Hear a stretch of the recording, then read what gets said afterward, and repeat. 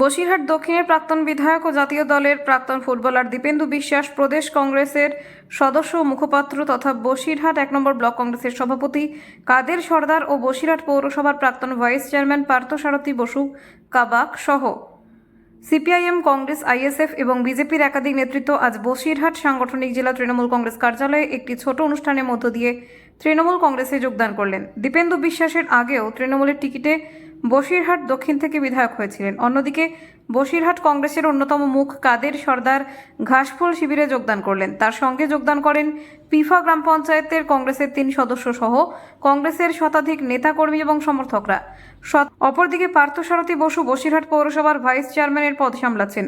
বর্ষিয়ান এই নেতা তৃণমূলে যোগ দেওয়ায় বিধানসভা ভোটের আগে শাসক দলে যোগ দেওয়ায় শাসক দলে আরও শক্তি বৃদ্ধি হলো বলে মনে করছে জোড়াফুল শিবির।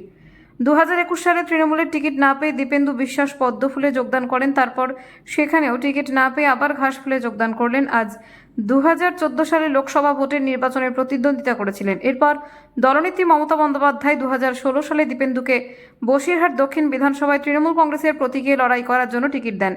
বিপুল ভোটে তিনি জয়লাভ করে বসিরহাট দক্ষিণের বিধায়ক হন।